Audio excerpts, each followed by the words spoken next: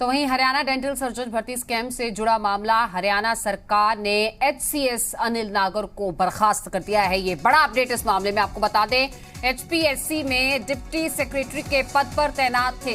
रिश्वत के मामले में कुछ दिन पहले निलंबित किए गए थे।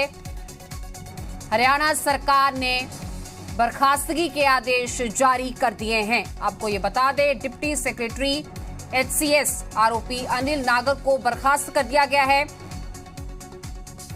3 लोगों की गिरफ्तारी हुई थी इस पूरे मामले में। अनिल नागर, अश्विनी और नवीन, इन 3 लोगों को गिरफ्तार किया गया था।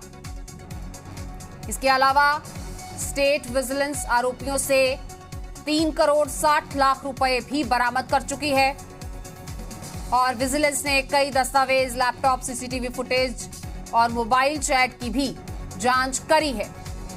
फिलहाल ये बड़ा अपडेट आपकी टीवी स्क्रीन पर, और हमारे हरियाणा ब्यूरो चीफ विनोद लांबा हमारे साथ जुड़ चुके हैं।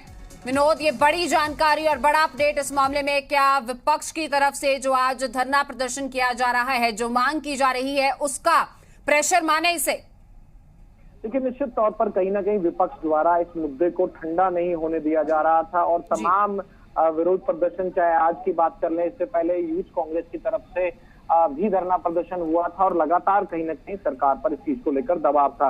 लेकिन महत्वपूर्ण ये है कि लगातार 18/11/2021 यानी कि नवंबर से सस्पेंड चल रहे इस अधिकारी को, एचसीएस अधिकारी को, जो कि एचपीएससी में डिप्टी सेक्रेटरी के पद पर तैनात था, इसकी जो खुद की कन्फेशन है, तमाम जो डिटेल्स 12-13 पॉइंट की डिटेल के साथ संजीव कौशल, चीफ सेक्रेटरी हरियाणा सरकार की तरफ से जो आदेश जारी किया गया है, उसमें आज बर्खास्त कर दिया गया है। महत्वपूर्ण ये है कि सरकार अब पूरी इंट्रोगेशन के बाद में, खत्म होने के बाद इसका इंतजार करती है, तमाम चीजें करती, तो कहीं ना कहीं कांग्रेस लगातार हमलावर होती। लेकिन आज सरकार के द्वारा एक बड़ा कदम उठाया गया है और इस निलंबित अधिकारी को आज बर्खास्त करने का काम किया गया है।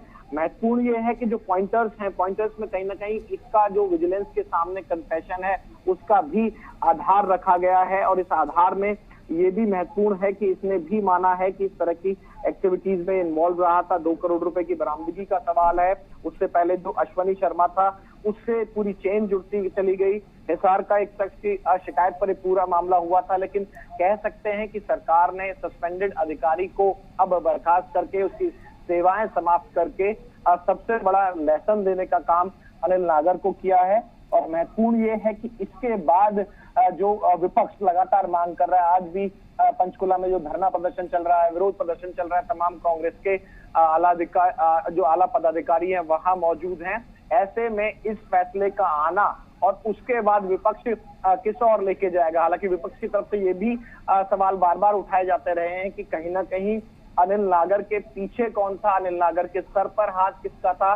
एक एचसीएस अधिकारी को डिप्टी सेक्रेटरी के पद पर तैनात एचपीएससी जैसे मुख्य एक आयोग में किसने बैठाया था, उसकी भी जांच होनी चाहिए।